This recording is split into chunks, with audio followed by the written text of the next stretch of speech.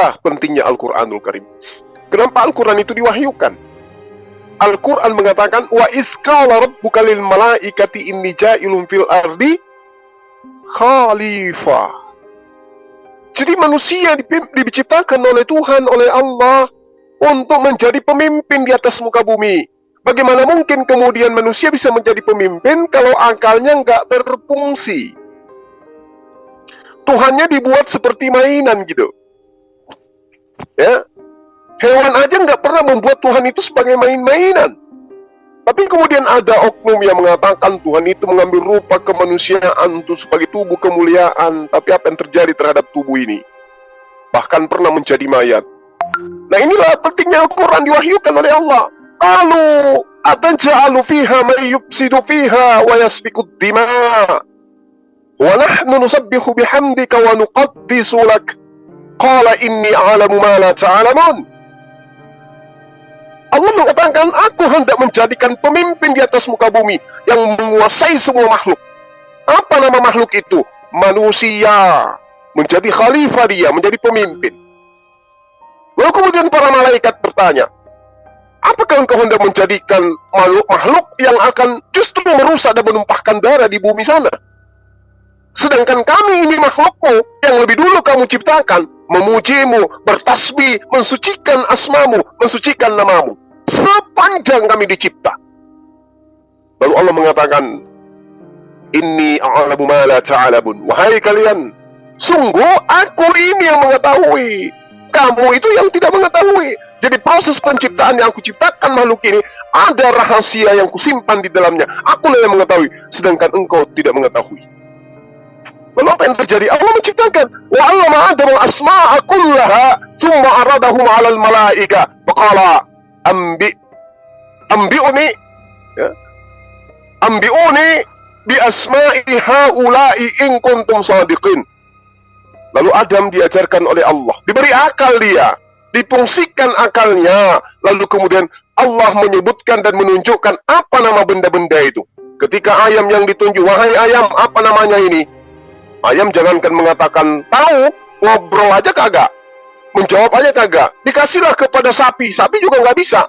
Tapi ketika Adam yang ditanya, maka dia lantas mengatakan, ini gunung, ini langit, ini bumi, ini matahari, ini, dan seterusnya. Jadi itulah fungsi akal untuk kemudian mengetahui mana yang baik, mana yang buruk, mana yang hak, mana yang batil. Lalu kemudian Saudara Gembala mengatakan Adam gagal mengelola Taman Eden. Satu hal yang perlu dipahami di sini. Anda coba lihat di dalam kitab Kejadian 1 nomor 26. Apa yang diterangkan kemudian kitab saudara? Kitab yang Anda gunakan hari ini. Di situ diterangkan Tuhan berfirman menjadikan manusia menurut gambar dan rupa Tuhan itu sendiri, menurut perspektif gereja. Supaya mereka berkuasa atas ikan-ikan di laut dan burung-burung di udara, dan atas ternak yang ada di atas seluruh bumi, dan atas segala binatang melata yang merayap di bumi. Bukan yang merayap di Eden, bukan yang merayap di bukan ternak yang ada di Eden. Mereka dicipta untuk mengisi bumi, mereka dicipta bukan untuk mengisi Eden. Berarti ketika Anda mengatakan Adam gagal mengelola Taman Eden, disitulah kelirunya. Itulah makanya Al-Quran selalu berkata, afala tatafakkarun. Apakah mereka tidak berpikir? Afala ta'qilun? Apakah mereka tidak menggunakan akal pikiran? Ini tantangan Al-Quran, Pak. Sehingga umat Islam itu bangga dengan kitab sucinya. Itu yang kedua. Ketiga, Anda mengatakan manusia itu berbeda dengan makhluk. Subhanallah. Di dalam kitab saudara justru diterangkan 1 Korintus 19 nomor 48, Yesus itu adalah makhluk. Yesus makhluk, sama seperti makhluk-makhluk yang berasal dari surga. Ya, itu adalah PM untuk Bapak, untuk Anda kaji kembali pernyataan-pernyataan Bapak yang tadi. Lalu kemudian dengan berani Bapak mengatakan di dalam Bible Anda hanya 2 orang yang disebut gelar manusia. Wah, bahaya ini. Bahaya Bapak. Kalau Anda mengembangkan logika Anda kemudian, dan narasi yang Anda bangun itu Anda tidak bisa bertanggungjawabkan, itu celaka Pak. Anda, mohon maaf saya harus mengatakan, Anda sesat dan lagi menyesatkan. Coba kita urai Bapak. Saya juga belajar original text, saya juga belajar Ibrani, meskipun saya belum terlalu lancar atau terlalu paham. Kita melihat kalau Bapak mengatakan hanya 2 yang dapat gelar manusia, coba kita lihat Pak. apa yang diterangkan kemudian di dalam Kejadian 1 nomor 26 yang saya terangkan tadi. Wa yomer Elohim na'ase Adam. Adam ini Pak, itu ditujukan kepada manusia. Adam itu artinya manusia. Baiklah, marilah kita menciptakan manusia. Siapa yang dimaksud di situ? Adam. Apakah manusia-manusia lain juga disebut demikian? Yes. Apa pembandingnya? Coba buka kitab Bapak sekarang, Zakaria 12 nomor 1. Apa yang diterangkan oleh kitab saudara di sana? Masa debar yote pafe al Yisrael neum Adonai note samayim wa yoset ares wa yoset ruah Adam. Oke? Jadi semua manusia itu dikatakan sebagai Adam. Roh Tuhan berada di dalam setiap Adam. Jadi bukan hanya Adam suami Hawa yang disebut Adam. Ini celakanya Pak. Kalau kita belajar tanpa original teks. Al-Quran itu datang untuk dicintai. Sehingga umat Islam begitu dia mampu berbicara, kewajiban mereka adalah bisa membaca kitab suci secara original teks. Supaya tidak dibodohi. Supaya tidak ditipu oleh sesamanya makhluk. Kenapa? Dalam konsep Islam, iblis itu ada dua golongan. Dari jin, dari manusia. Jadi ada juga penyesat dari golongan manusia, Pak. Golongan penyesat dari golongan manusia itu adalah mereka yang tidak menggunakan akal, beriman, tapi mereka tidak memahami konsep iman yang sesungguhnya itu seperti apa. Terakhir dari saya, untuk sesi ini. Jadi ketika Bapak mengatakan, tolong dicabut pernyataan Bapak kembali, yang mengatakan bahwa saya hanya ada dua manusia yang digelari manusia, yaitu Adam dan juga Yesus. Anda tersakiti nanti dengan pernyataan-pernyataan itu ketika saya membacakan original teksnya. Kenapa? Karena kitab Anda sendiri mengatakan, ucapan ilahi firman Tuhan tentang Israel, demikianlah firman Tuhan yang membentangkan langit, meletakkan dasar bumi, yang menciptakan roh di dalam diri manusia. Berarti bukan cuma Adam yang kemudian disebut manusia, tapi seluruh manusia yang ada roh Tuhan di dalamnya disebut juga adalah sebagai Adam, manusia, Pak. Nah, kemudian kalau kita masuk ke dalam bahasa Perjanjian Baru, baca Matius 4 nomor 4. Di situ Anda akan melihat betapa kemuliaan Tuhan itu menerangkan kebenaran Al-Quran justru melalui kitab-kitab terdahulu. Nah, inilah hebatnya. Saya belum masuk kepada Akula, Alfa, dan Omega. Nanti kita akan mengurai di sana. Mudah-mudahan waktu kita banyak diberikan oleh diberikan oleh moderator. Saya akan membahas huwa awalu wal akhiru, dan saya akan bandingkan dengan Wahyu 1 nomor 8 atau nomor 7. Silakan.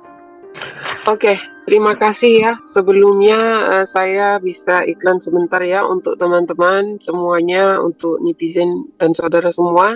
Jangan lupa like and subscribe channel-channel saudara muslim kita, yaitu Zulkifli M. Abbas Channel, Mu'alaf Official Channel, Ucok Tebas Channel, Viral Indonesia. Pohon itu lalu melahirkan Henok. Pertanyaannya, Kain mengambil istri dari siapa? Sedangkan waktu itu Adam dan istrinya Hawa, dia hanya memiliki anak 2 orang, Kain dan Habel, tapi Habel mati. Itu laki-laki dua-dua. Tapi muncul perempuan, istri dari Kain. Dari mana dia ambil perempuan ini?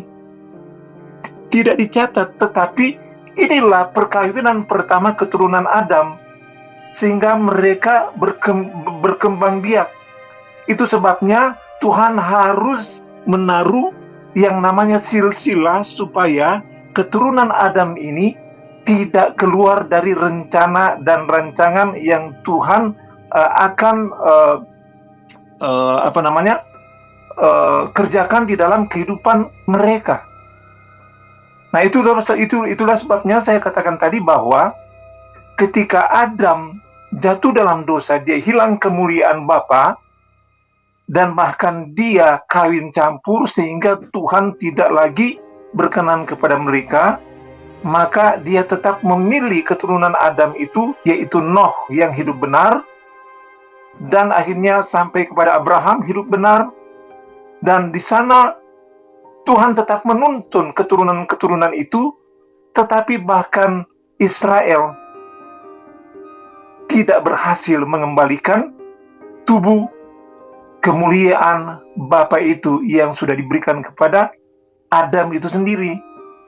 Nah, itu sebabnya karena tidak ada lagi yang sanggup untuk memberikan suatu pengertian kepada bangsa Israel, karena Musa sudah mati, nabi pun sudah tidak ada nabi yang diutus. Maka datanglah firman itu menjadi manusia, yaitu Yesus Kristus, yang tadinya adalah firman yang telah menjadikan langit dan bumi itu di Kejadian 1. Dialah yang datang dan dialah yang mengembalikan tubuh kemuliaan bagi anak-anak Bapa. Jadi dia adalah sulung dari anak Bapa bagi orang-orang yang percaya kepada dia, dan terjadilah bahwa manusia atau tubuh kemuliaan, seperti di dalam Yohanes mengatakan, barang siapa tidak dilahirkan kembali, dia tidak akan melihat kerajaan daripada surga. Nah, oleh sebab itu, kenapa Injil dan kitab perjanjian lama, Taurat itu harus disatukan? Karena perjanjian lama adalah satu kasus yang gagal, sehingga harus didekatkan dengan Injil, karena Injil adalah penggenapan daripada kitab-kitab sebelumnya. Oke. Jadi mungkin sampai di situ dulu. Oke, Ya, karena sudah silakan. 10 menit juga. Jadi, oke, silakan Bang Ya. Zuma. Ya, baik. Terima kasih atas paparan dari Bapak Gembala ya.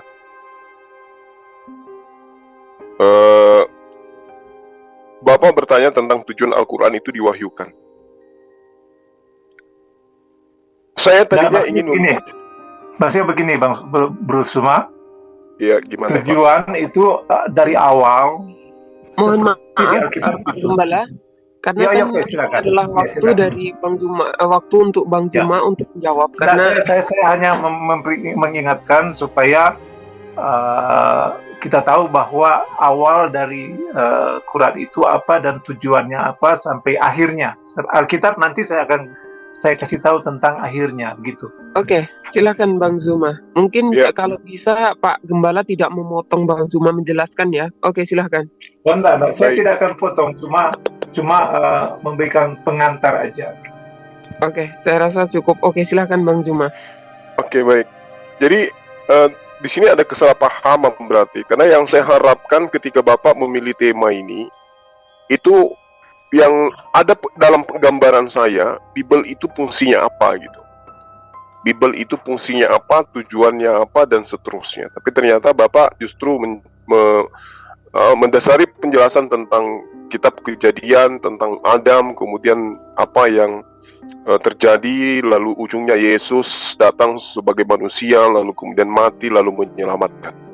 Jadi kalau Al-Quran itu Pak, kalau kita membuat narasi terkait dengan keberadaan Al-Quran dan manusia, tadi saya sudah membaca surah Al-Baqarah ayat 30. Nah, kemudian Al-Quran itu datang menerangkan kepada manusia agar manusia itu tahu siapa penciptanya. Jadi di situ tidak ambigu. Siapa pencipta yang ada di sana? Dialah Allah. Sementara kalau di teman Kristen, siapa Tuhan pencipta langit dan bumi? Gak bisa dipilih antara salah satu di antara ketiga pribadi yang mereka tuhankan. Bapa kah, Yesus kah, Roh Kudus kah? Nah, kalau di Al-Quran, Iqra bismi rabbikal ladzi khalaq. Ini perintah, wajib hukumnya menyebut nama Tuhan yang menciptakan itu. Siapa? Allah. Khalaqal insana min 'alaq. Wajib hukumnya kemudian manusia itu mengetahui bahwa proses penciptaannya dari segumpal darah, sehingga manusia itu tidak sombong di hadapan Allah, tidak angkuh, tidak membelakangi perintah Allah dengan mengatakan Tuhan itu bukan Allah, tapi Tuhan itu adalah ini dan itu. Iqra wa rabbukal akram. Perintah kemudian untuk menelaah, perintah kemudian untuk mentadabburi, mengkaji memahami, menerawang, merenungkan, membaca dengan hati, membaca dengan pikiran, membaca dengan perasaan, bahwa Tuhan itu yang maha mulia. Kemuliaannya itu tidak berkurang. Kemuliaannya itu kemudian tidak bisa menjadi cacat oleh karena adanya strategi iblis untuk menjadikannya jatuh dalam posisi sebagai makhluk. Ikra wa rabbukal akram. Jadi tujuan Al-Quran itu datang agar manusia itu memahami pencipta langit dan bumi itu mulia, sehingga tidak ada setitik pun baginya kehinaan. Berarti kalau tidak ada setitik pun kehinaan baginya, berarti Tuhan pencipta langit dan bumi itu murni suci, tidak bisa dijadikan sebagai dasar pijakan iman. Dia setara, dia sama, dia seumpama, dia dibentuk seperti makhluk. Na'udzubillah summa na'udzubillah. Maha suci Allah dari yang disifati seperti itu. Lalu kemudian tujuan Al-Quran itu datang, alladzi 'allama bil qalam, memahamkan manusia bahwa Allah itu mengajarkan kepada manusia melalui perantaraan qalam. Ya, melalui perantaraan pena. Apa itu? Adanya pemahaman terhadap para nabi, menerima wahyu, lalu para nabi mengajarkan kepada kaumnya masing-masing. Ini yang perlu dipahami. Alladzi 'allama bil qalam. Tuhan itu mengajarkan manusia dengan perantaraan pena, pengajaran. Jadi akal yang menjadi standar otoritas untuk memahamkan manusia tentang Allah, tentang ciptaan Allah. Di luar daripada itu pasti akan terjadi sesuatu yang tidak sesuai cakupan diciptanya manusia itu dengan posisi sebagai makhluk yang paling sempurna. Kemudian allamal insan ma lam ya'lam. Tuhan yang benar itu mengajarkan manusia apa yang tidak diketahui oleh manusia. Bukan kemudian apa yang seharusnya diketahui oleh manusia dihilangkan, dikaburkan, ya, dikebiri akalnya untuk kemudian dipahamkan doktrin dan dogma yang tidak rasional. Kebalikan dengan konsep Al-Quran. Allamal insana ma lam ya'lam. Makanya umat Islam itu ketika mereka beriman, ketika mereka beramal, landasan pijakannya kemudian adalah ilmu pengetahuan. Iqra bismi rabbikal ladzi khalaqal insana min 'alaq. Jadi panduan kami umat Islam itu, Al-Quran itu datang mengajarkan seluruh komponen yang kemudian menjadi pokok pondasi dalam keberadaan sebagai pemimpin di atas muka bumi. Ketika akal itu tidak difungsikan, Bapak, maka kedudukan manusia di hadapan Tuhan pencipta langit dan bumi ubahnya seperti hewan, bahkan lebih rendah daripada hewan. Kemudian Anda mengatakan tentang hal campur kawin, kawin campur. Saya nggak paham gitu loh. Ini tujuan pembahasan ini apa gitu loh? Nggak paham saya, Pak. Tentang kawin campur kawin, es campur kah atau apa? Karena kenapa? Pondasi keberadaan tema yang Bapak bawa malam ini adalah tentang konsep tujuan, apa fungsinya, lalu kemudian seperti apa Al-Quran itu menyempurnakan. Ini yang perlu dipahami. Kemudian Anda mengatakan Adam itu dicipta bukan untuk di bumi. Ini kesesatan, Pak. Sorry, maaf saya harus mengatakan itu. Kenapa saya katakan itu adalah sebuah kesesatan? Terjemahan yang ada di Indonesia khususnya, yang digunakan oleh orang Kristen khususnya, Adam itu dicipta kemudian untuk mengisi bumi, Pak. Adam dicipta untuk mengisi bumi, bukan dicipta untuk kemudian mengisi Eden. Bukan. Kenapa saya mengatakan itu?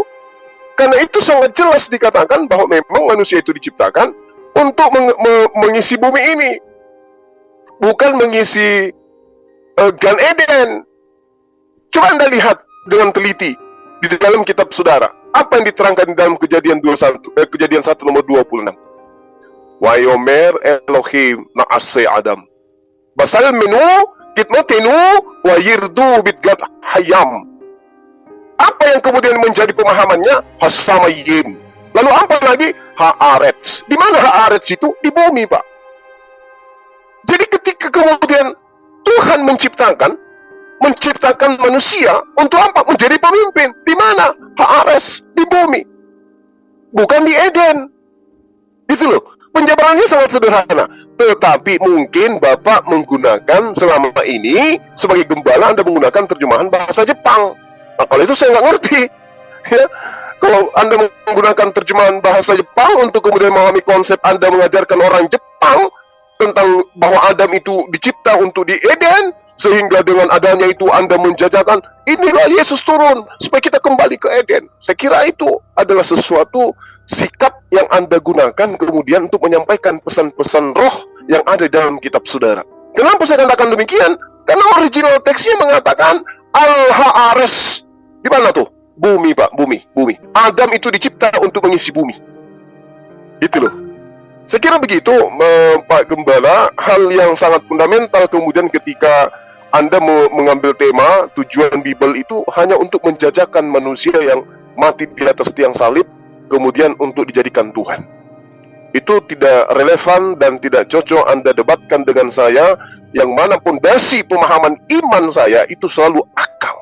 Tapi kalau kepada jemaat-jemaat Anda yang ada di luar negeri, yang ada di Jepang, ya mungkin cocok dengan tema ini. Tapi kalau di Islam, mohon maaf kata, karena kenapa? Dudukan iman yang kami torehkan dalam keseharian kami berislam, itu pondasinya adalah akal manusia, akal sehat. Demikian sementara, silakan. Oke, terima kasih. Oke, silahkan Bang Gembala. Iya. Sebetulnya saya sudah mau maju, tapi Saudara Suma mengatakan di mana Adam itu diletakkan di bumi. Sedangkan Kejadian 1 dan Kejadian 2 itu adalah satu pemahaman yang berbeda, ya. Kejadian pertama dan Kejadian 2 itu, di Kejadian 2 itu berbicara tentang manusia, yaitu Adam dan Taman Eden. Nah, di Kejadian 2 ayat 15, di sana dikatakan Tuhan mengambil manusia itu dan menempatkannya dalam Taman Eden untuk mengusahakan dan memelihara taman itu. Itu sudah dikatakan, bukan di bumi. Ini di Taman Eden. Dengan maksud untuk apa? Memelihara Taman Eden karena keadaan manusia, yaitu Adam di Taman Eden itu, dia tidak mengenal namanya dosa di sana. Ya. Tetapi ketika iblis memperdaya dia, akhirnya dia jatuh ke dalam dosa, maka ketika dia jatuh di dalam dosa, maka terbukalah matanya dan melihat mereka sudah telanjang. Artinya kemuliaan Tuhan hilang daripada mereka. Artinya mereka telah mati. Dengan pemahaman kematian di sini, yaitu mereka sudah hilang kemuliaan. Ya. Jadi inilah awal di mana Alkitab menjelaskan bahwa permulaan Tuhan menjadikan manusia untuk memelihara Taman Eden itu dan mengusahakan Taman Eden itu, tetapi Adam tidak berhasil. Makanya saya sudah katakan tadi bahwa zaman demi zaman, abad demi abad, Tuhan tetap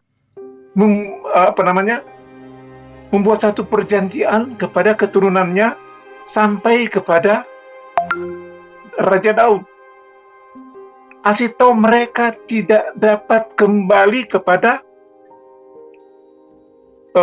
manusia yang semula yang Tuhan ciptakan. Karena Adam ini berbeda dengan makhluk-makhluk lain. Ya.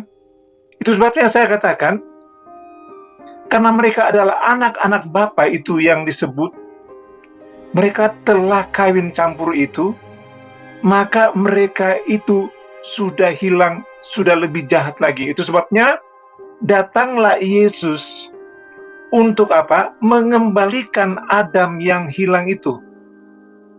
Mengembalikan Eden yang hilang itu. Yesus datang untuk menjadikan manusia menjadi manusia baru. Yesus datang untuk supaya manusia kembali kepada